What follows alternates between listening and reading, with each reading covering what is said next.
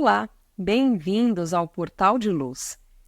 Recentemente, um ex-primeiro-ministro da Holanda e a sua esposa, ambos com 93 anos de idade, escolheram juntos a eutanásia para pôr fim à própria vida. Como muitos já sabem, a doutrina espírita esclarece que a vida deve ser vivida até o seu final, entendendo que cada momento e cada desafio, até os últimos minutinhos da nossa encarnação, trazem as suas lições e aprendizados, as suas oportunidades e bênçãos, e que, portanto, somente Deus pode decidir o momento do nosso desencarne. No programa de hoje, nós vamos ouvir aqui um especialista em cuidados paliativos, o médico espírita Dr. Luiz Gustavo Mariotti, que vai nos explicar mais sobre esse tema tão sensível. Mas antes, nós vamos convidar todos vocês para ouvirmos juntos a mensagem psicografada por Chico Xavier.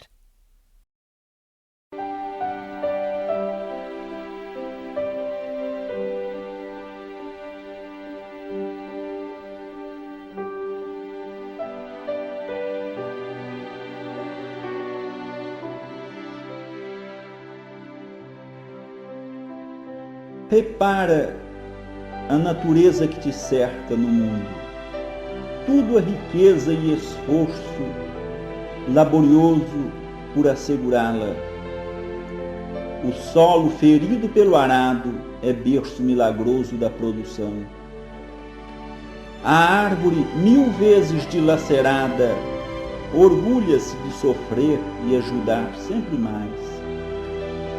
A fonte, superando os montões de seixos, pouco a pouco se transforma em grande rio a caminho do mar. Algumas sementes formam a base de preciosa floresta. Pedras agressivas se convertem nas obras-primas da estatuária, quando não vertem do seio a faiscante beleza do material de ourivesaria.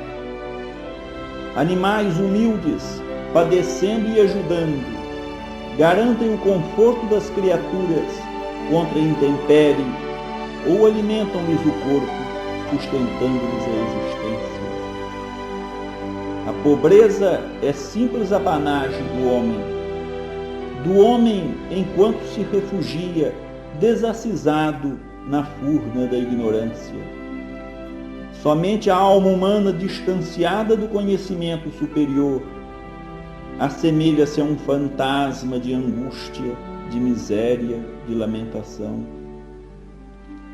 Se podes, assim, observar o patrimônio das bênçãos celestiais no caminho em que evoluis, procura o teu lugar de trabalho e serve infatigavelmente ao bem, para que o bem te ensine a ver a fortuna imperecível que o Pai te concedeu por sublime herança. Serve aos semelhantes, ajuda a planta e socorre o animal. Seja a tua viagem por onde passes um cântico de auxílio e bondade, de harmonia e entendimento. E à medida que avançares na senda de elevação, encontrar-te-ás cada vez mais rico de amor, encerrando no próprio peito o tesouro intransferível da luz que te coroará de felicidade inextinguível nos cimos da glória eterna. Emmanuel.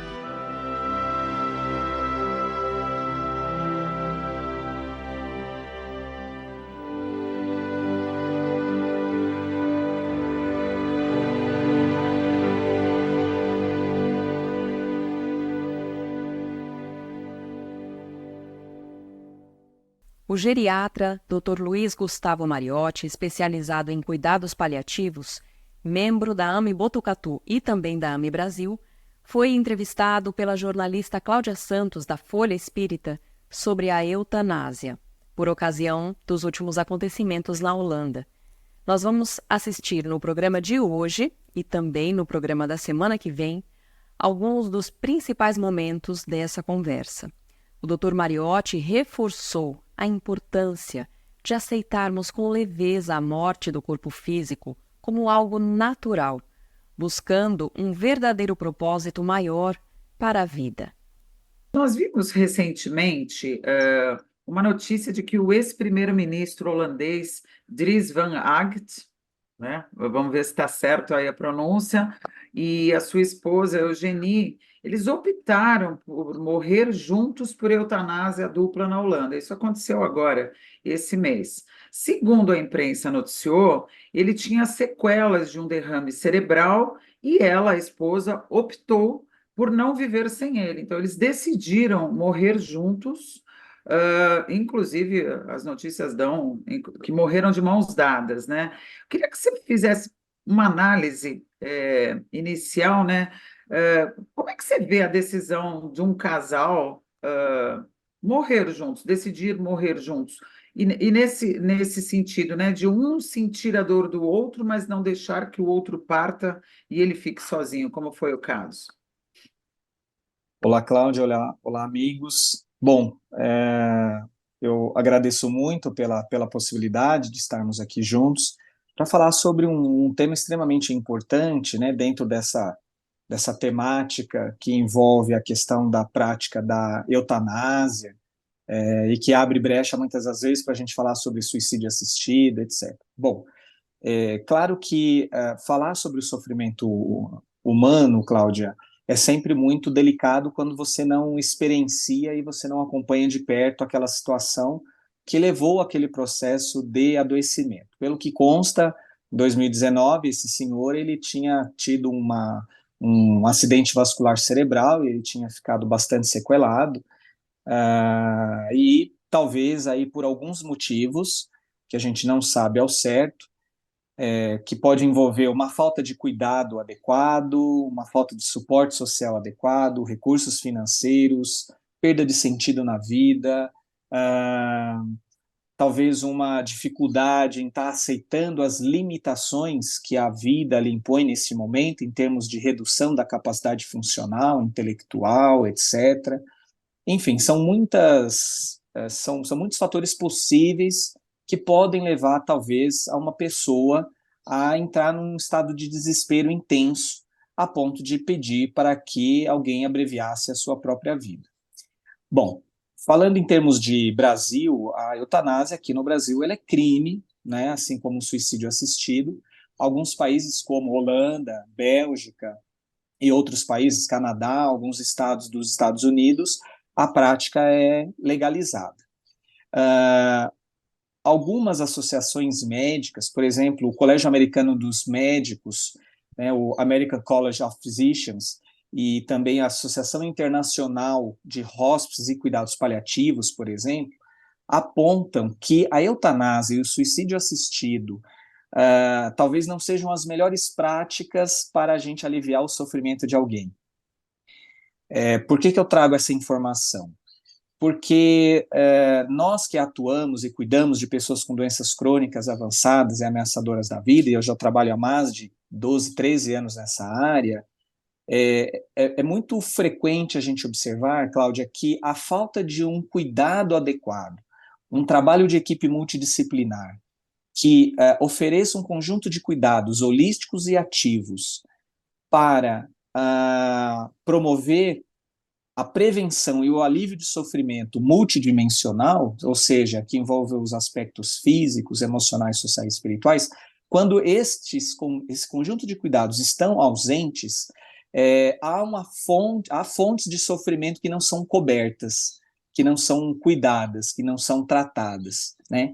E talvez essa seja a pergunta que a gente tenha que fazer nessas situações, quer dizer, que tipo de recurso, que tipo de cuidado essas pessoas recebem ou não recebem a ponto de pedir a eutanásia ou o suicídio assistido. Então, acho que a questão não é um juízo de valor sobre o fato em si, embora eu seja totalmente contrário em toda e em qualquer situação à prática da eutanásia e do suicídio assistido. Mas eu acho que é preciso entender um pouco melhor os meandros da vida desse casal, né, daquilo que eles entendiam como sentido e da experiência do sofrimento e do suporte que eles receberam, a ponto de acreditarmos que talvez eles estivessem num sofrimento intenso, num sofrimento muito grande, a ponto de pedir o abreviamento de suas vidas. Inclusive, pesquisando aqui sobre o caso, né, eu vi que a Holanda hoje ela permite a eutanásia dupla para casais. Olha que doido, né? Segundo os dados aqui apontados, já foram 116 casos no país desde 2022. A eutanásia ela é legal, como você sabe, na Holanda desde 2002. Mas ela só Uhum. pode ser aplicada justamente em condições em que a pessoa esteja em sofrimento, sem perspectiva de alívio, e ela realmente tem o desejo de morrer. A lei prevê, inclusive, que isso seja certificado por pelo menos 2 médicos. O que você diz de uma lei como essa, Mariotti, dessa e das outras que você, inclusive, citou, né? Porque normalmente eu acho que as pessoas hoje têm muito essa visão de que países que legalizam eutanásia, outras coisas são mais modernos, eles dão o livre-arbítrio para o cidadão. Você acha que esse é o caminho? Uhum. Talvez não seja o caminho, porque enquanto profissional da saúde, se nós pegarmos a própria trajetória histórica dos cuidadores multimilenares, passando pela profissão médica e demais profissionais da saúde, em nenhum momento, né, da história a gente identifica uma validação, né, de que seja papel do profissional da saúde aliviar o sofrimento de alguém matando este alguém, né? É quase que um sentimento inato a todos nós, a própria preservação das nossas vidas, né? E talvez a falta, Cláudia, de uma cultura, de uma educação para a morte, como diria Herculano Pires, no seu livro Educação para a Morte, Herculano Pires, que foi um eminente jornalista, Uhum. filósofo, espírita, talvez a ausência dessa educação para a morte, entender e instrumentalizar cada vez mais a sociedade como um todo, né, dos limites, né, da nossa vida, a experienciação do processo do final da vida, a compreensão da morte como algo natural, assim como o nascimento, talvez isso auxiliaria as pessoas a compreender a importância da própria vida e de despertar valores, despertar em cada ser um verdadeiro propósito, que é viver a vida como possível e, claro, se deparar com as situações que são naturais, muitas delas envolve o próprio adoecimento físico, mas que isso não é o final do mundo ou o final de tudo, não é? Quer dizer que é possível a gente, recebendo o amparo, recebendo bons cuidados, ser bem cuidado até o final da nossa vida. Agora, existem alguns argumentos que alguns defendem, Cláudia, a favor da eutanásia e do suicídio assistido por médico, né? Então, alguns deles, como você falou, né, quer dizer, acredita-se que devíamos respeitar a autonomia do indivíduo. E aí a autonomia completa, né? O outro argumento é porque é necessário que pacientes com dor ou sofrimentos insuportáveis, né, não sendo impossível tratá-los adequadamente, que essa seria aí um fator que levaria à prática dessas ações. Algumas pesquisas mostrando que a maioria do público, em alguns lugares, é a favor do suicídio assistido ou da eutanásia. Outro argumento é que cada vez mais profissionais de saúde concordam com essa prática. E a outra porque a legalização impede que pessoas cometam suicídio, né? Então você deixa na mão de um profissional ou do Estado para que ele seja a pessoa ou o órgão responsável por isso, que você deixe algo legalizado, né? Enfim. Bom, mas há contrapontos interessantes em relação a esses argumentos, né? Primeiro que a autonomia do indivíduo não é absoluta, né? Quer dizer, você não pode, por exemplo, dirigir bêbado, nem comercializar pessoas sem estar submetido a sanções, né? E na medicina, pessoas podem sofrer danos, né, e penalizações se não houver uma conduta prudente. E é interessante que algumas pesquisas mostram assim que até 43% das pessoas que pedem por eutanásia ou por suicídio assistido é porque se sentem um fardo para familiares, cuidadores ou amigos, né? Onde um sentimento profundo de desassistência, de suporte invade, né, os seus corações, a sua mente, né? Claro também que a gente precisa tomar bastante cuidado com aquelas pessoas que estão com depressão ou que já têm algum transtorno mental grave, né? Em relação ao controle da dor, bom, ora, hoje nós temos diversos recursos possíveis para o controle adequado da dor, inclusive pensando em sendo um sintoma refratário, a possibilidade da gente instituir a sedação paliativa num contexto bem de final de vida. Quando se fala em relação às pesquisas onde o público é favorável, bom, uma coisa é você perguntar para as pessoas se elas são favoráveis, a outra coisa é perguntar sobre legislação, ou a pessoa tem um desejo sincero em relação à própria eutanásia ou suicídio assistido. Então, isso também precisa ser avaliado com certo cuidado. O outro detalhe é o oferecimento de cuidados paliativos. Quer dizer, apenas 14% de toda a população no mundo que tem um sofrimento grave relacionado à saúde recebe esse suporte de uma equipe multiprofissional para o melhor enfrentamento da sua condição e da sua qualidade de vida. Quer dizer, um número muito risório ainda, né?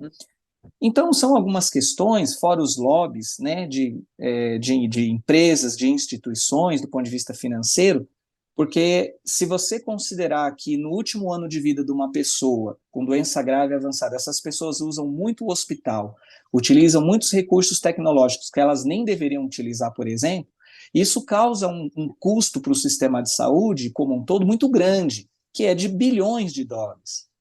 Então, existe também uma questão, bom, será que é uma política ou uma ideia também para reduzir custo? E aí é onde é que fica a boa assistência a essas pessoas que sofrem, seus familiares? Então, são algumas reflexões que eu acho que a gente precisa fazer. Acho que a primeira reflexão que eu faria já com você, né, em cima dessas suas observações, Maria, seria com relação à consciência sobre espiritualidade, né? Você mesmo citou aqui que as pessoas deveriam, assim como o nascimento, encarar a morte como um processo que um dia vai chegar e se preparar para isso, né? Você acha que a espiritualidade, por si só, e até o entendimento de uma passagem, de uma outra vida, após a vida, ajuda, principalmente idosos, a tomar uma decisão como essa? Ele vai rever, ele vai pensar diferente?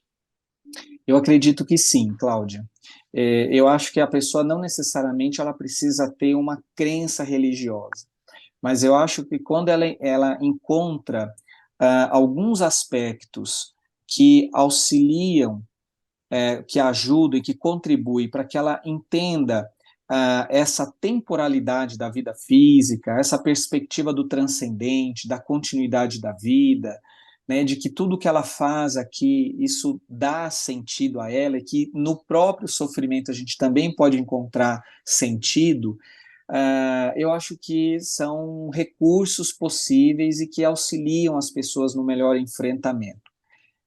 Já tive situações, né, do ponto de vista clínico, onde o paciente verbaliza e diz: olha, será que o senhor não tem um remédio para me dar para poder acabar com esse sofrimento? E quando você vai a fundo para poder avaliar isso, você entende que a perda da independência, a ausência de suporte social, o mau controle dos sintomas físicos, como dor, como náusea, vômito, a pessoa não consegue se alimentar adequadamente, ou não dorme legal, um quadro de humor depressivo, tudo isso pode precipitar esse desejo, essa vontade de morrer, né? Agora, claro que na hora que você oferece bons cuidados, ao longo do tempo, você está junto dessa pessoa e dessa família, cuidando até o final da vida, é muito natural que esse sentimento, esse desejo, ele vai amenizando e o paciente nem toca mais no assunto. Então, essa é a minha experiência prática e de alguns colegas que também atuam. E na semana que vem, nós vamos conferir a segunda e última parte da entrevista com o Dr. Mariotti. Não perca!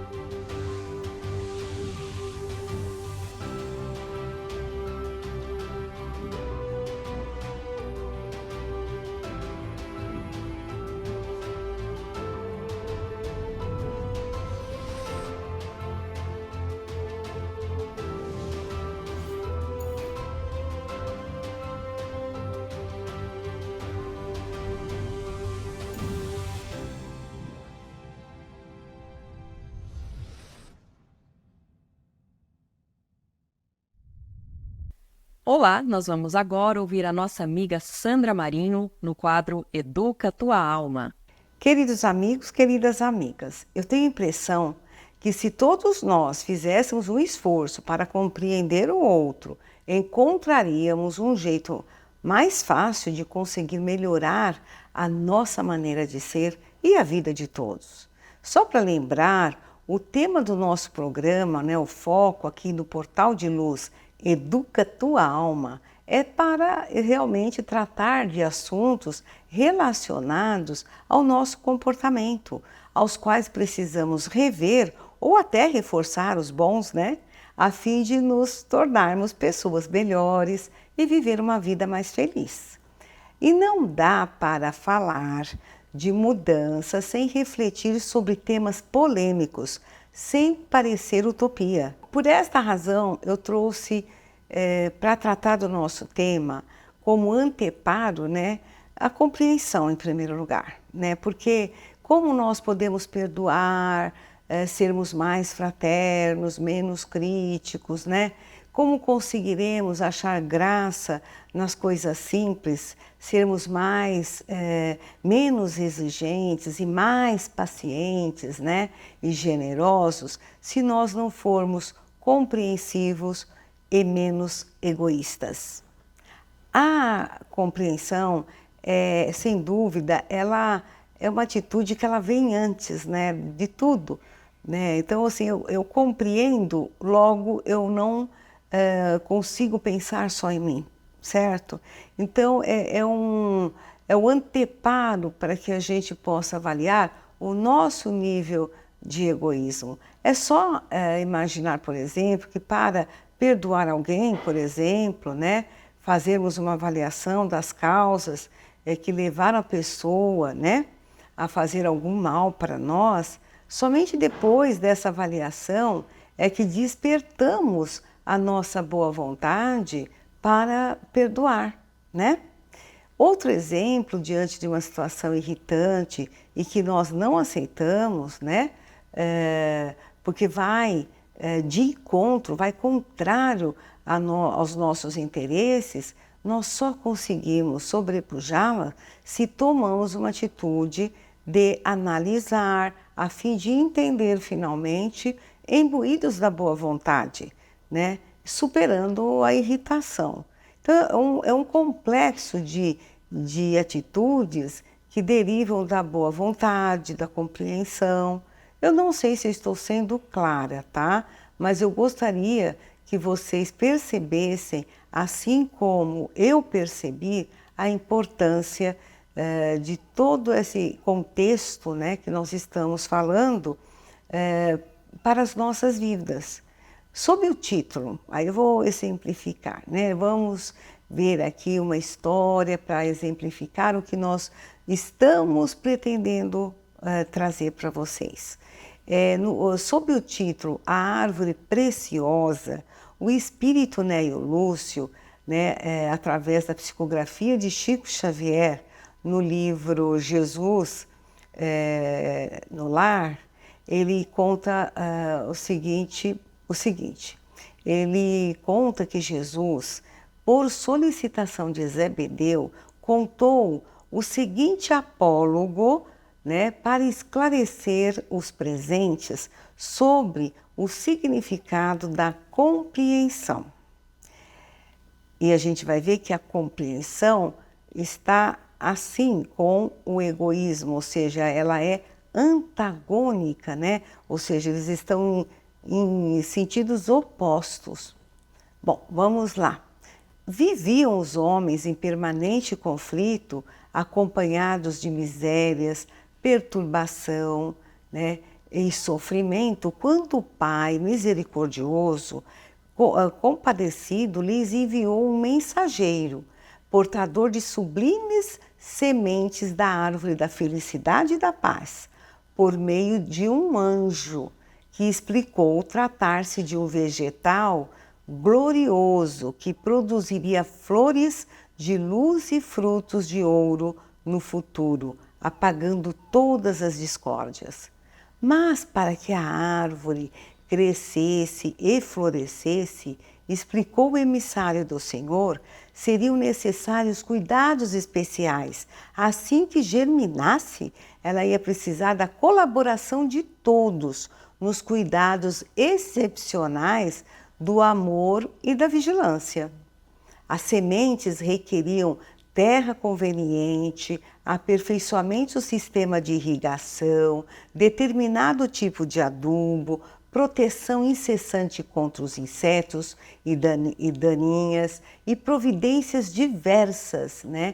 Principalmente no início do cultivo.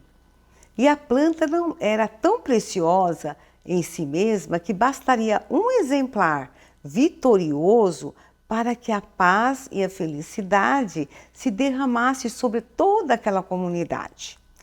Os seus ramos se abririam todos, o seu perfume envolveria a terra em branda harmonia e seus frutos seriam consumidos pelas criaturas, garantindo-lhes o bem-estar do mundo.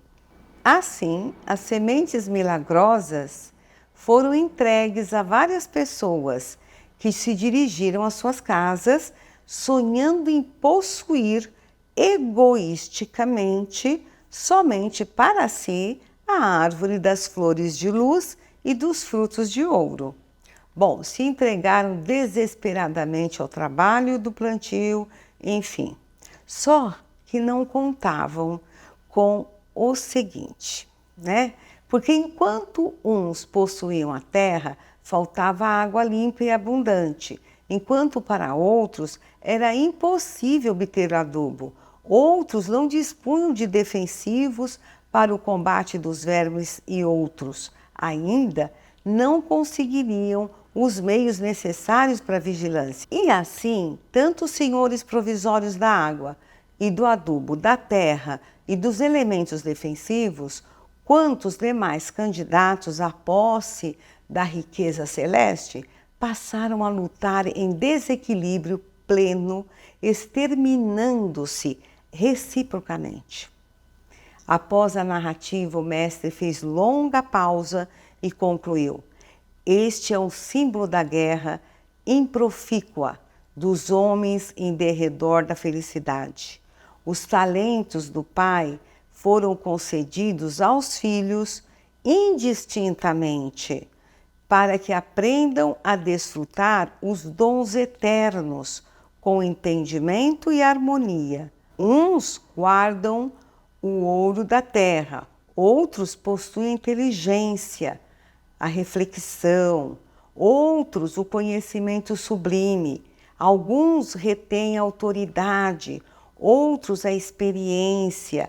Todavia, cada um procura vencer sozinho, não para disseminar o bem com todos à sua volta, através do heroísmo na virtude, mas para humilhar os que seguem a retaguarda. Se analisarmos bem, a lição nos exemplifica o quanto o egoísmo é realmente a chaga da humanidade, como lemos no Evangelho segundo o Espiritismo. Destrói por onde passa. Percebemos também que o egoísta é a sua principal vítima.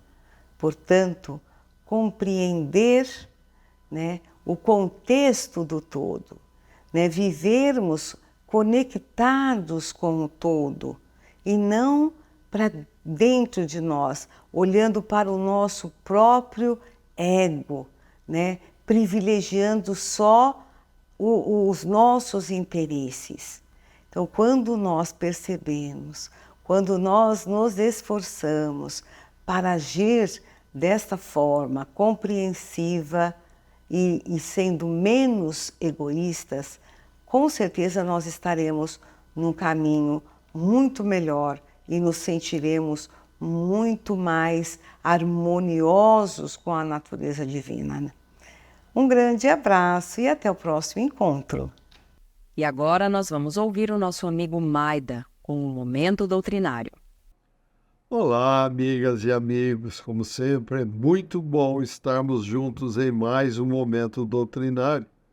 Hoje convidamos a todos para refletirmos sobre o tema Por que os espíritas não temem a morte, o qual consta no livro O Céu e o Inferno, cuja tradução feita e publicada pela FEAL, Fundação Espírita André Luiz, está baseada na primeira edição obra original de Allan Kardec, onde na primeira parte, capítulo 2º, destacamos as instruções dos espíritos da codificação dizendo que a doutrina espírita transforma completamente a perspectiva do futuro. A vida futura deixa de ser uma hipótese para ser realidade. O estado das almas depois da morte não é mais uma teoria, porém o resultado da observação. Ergueu-se o véu. O mundo espiritual aparece-nos na plenitude de sua realidade prática. Não foram os homens que o descobriram pelo esforço de uma concepção engenhosa. São os próprios habitantes desse mundo que nos vêm descrever a sua situação. Nós ali os vemos em todos os níveis da hierarquia espiritual, em todas as fases da felicidade e da desgraça, assistindo, enfim, a todas as peripécias da vida de além-túmulo. Eis aí porque os espíritas encaram a morte calmamente e se revestem de serenidade nos seus últimos momentos sobre a terra. Já não é só a esperança, mas a certeza que os conforta. Eles sabem que a vida futura é a continuação da vida terrena em melhores condições e aguardam-na com a mesma confiança com que aguardariam o despontar do sol após uma noite de tempestade.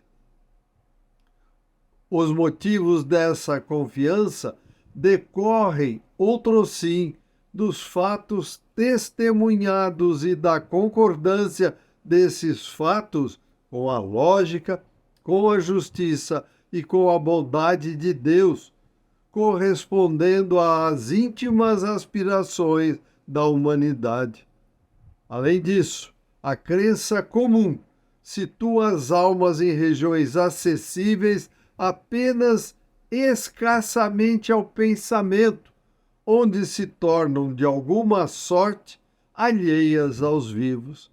A própria Igreja coloca entre as almas e os vivos uma barreira intransponível, declarando que todas as relações estão desfeitas, que qualquer comunicação é impossível. Se as almas estão no inferno, toda a esperança de revê-las está perdida para sempre, a menos que se vá para lá. Se as almas estão entre os eleitos, encontram-se completamente absortas em sua beatitude contemplativa. Tudo isso, entretanto, para os espíritas, a alma não é uma abstração.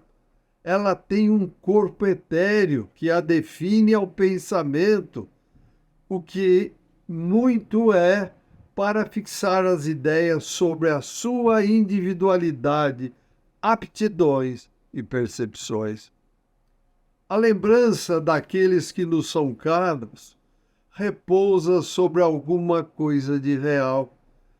Não se nos apresentam mais como chamas fugitivas que nada falam ao pensamento, porém, sob uma forma concreta que antes nos mostra como seres viventes. Além disso, em vez de perdidos nas profundezas do espaço, estão ao redor de nós. O mundo corporal e o mundo espiritual identificam-se em perpétuas relações, assistindo-se mutuamente. E os espíritos da codificação concluem as suas orientações dizendo: não mais permissível sendo a dúvida sobre o futuro, desaparece o temor da morte. Encara-se a sua aproximação a sangue frio, como quem aguarda a libertação pela porta da vida e não do nada. Amigas e amigos, os espíritos da codificação deixam bem claro que o dogma da fé cega extirpou-se e que a vida continua, tanto na espiritualidade quanto na matéria, para aprendermos a enxergar com olhos de ver a grandiosidade do universo. Lembremos-nos todos nós que quando tivermos passado, todos nós, por todas as experiências possíveis existentes na matéria e na espiritualidade, voltaremos a Deus, para dele receber uma tarefa tão grandiosa que a nossa mente no estágio atual não consegue entender. Portanto, o nosso progresso, em consonância com as leis universais, somente acontecerá com trabalho, instrução e caridade. Vamos então, meus amigos e amigas, trabalhar, trabalhar, trabalhar, confiando sempre em Deus, Jesus e nos benfeitores espirituais. Agradecemos pela companhia e convidamos a todos para que continuem a acompanhar o Portal de Luz e que compartilhem esses nossos estudos nas redes sociais. Desejamos muita saúde, paz, equilíbrio e amor no coração, para que todos nós consigamos continuar ampliando nossas tarefas solidárias, fraternas e caritativas em prol do próximo. Boas reflexões, saúde e paz e até o próximo encontro. Fiquem com Deus. Um forte abraço a todos. Muito obrigado. Estamos encerrando por aqui o nosso programa de hoje. Se você gostou do nosso conteúdo, curta esse vídeo, compartilhe o link com seus amigos, com seus familiares, porque isso vai ajudar a divulgar a mensagem espírita para cada vez mais pessoas. Muito obrigada e até a próxima!